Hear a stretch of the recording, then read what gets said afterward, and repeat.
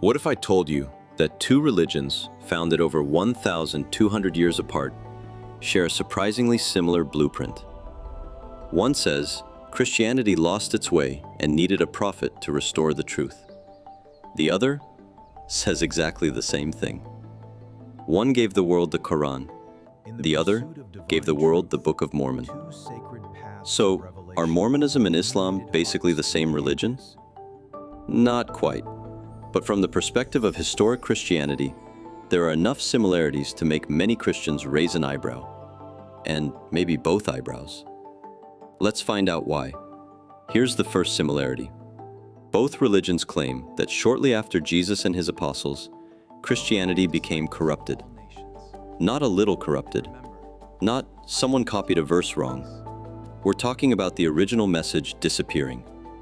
According to Islam, Muhammad restored the true faith. According to Mormonism, Joseph Smith restored the true church. Historic Christianity responds with one simple question. If Jesus promised his church would endure, how exactly did it disappear for centuries? That would make Jesus the worst builder in history. Imagine hiring a contractor who says, "I'll build you a house that'll last forever." Then it collapses before the paint even dries. Most Christians believe Jesus keeps his promises. Now, here's another similarity. Both religions introduce a prophet after Jesus. Muhammad claimed to receive revelations from the angel Gabriel. Joseph Smith claimed visits from angels and divine messengers. Historic Christianity asks another question. If God already revealed the gospel through Christ and his apostles, why issue version 2.0? The New Testament repeatedly points believers back to Christ, not forward to another prophet with brand new scripture. Imagine graduating from university. Then someone knocks on your door and says, "Congratulations, everything your professors taught you was wrong. Here's the new textbook." You'd probably ask for a refund. Another major similarity is the introduction of additional scripture. Islam introduces the Quran. Mormonism introduces the Book of Mormon, along with the Doctrine and Covenants and the Pearl of Great Price.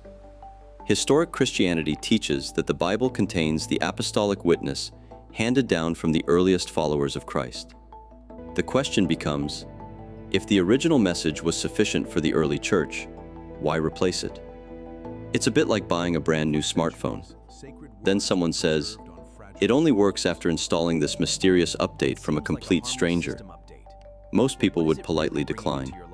Now, here's where things become even more interesting. Neither Islam nor Mormonism accepts the historic Christian doctrine of the Trinity. However, they reject it for very different reasons. Islam teaches that God is absolutely one. Mormonism teaches that the Father, the Son, and the Holy Spirit are distinct beings united in purpose. Historic Christianity teaches one God in three persons, sharing one divine essence. Confusing? Maybe at first. Impossible? Christians would say no. After all, if God is infinite, should we really expect him to fit inside a human-sized explanation? Now here's where the comparison begins to end. Islam teaches that Jesus was a prophet. Mormonism teaches that Jesus is divine and the Son of God.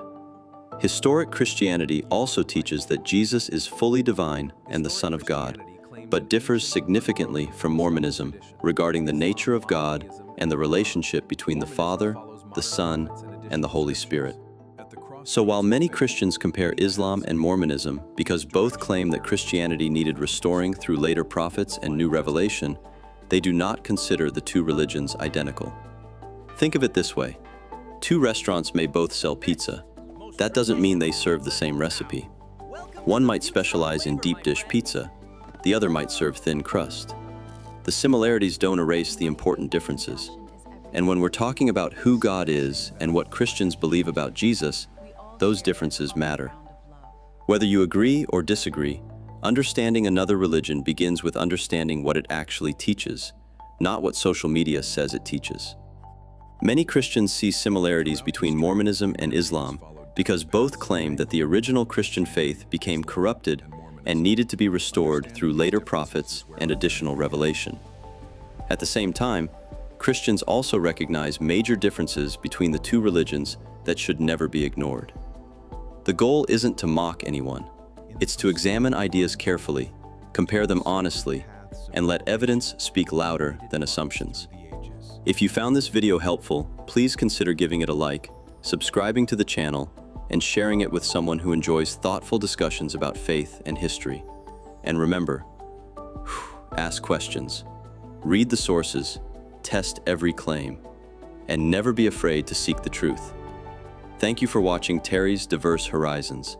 Stay blessed, stay safe, and always stay humble.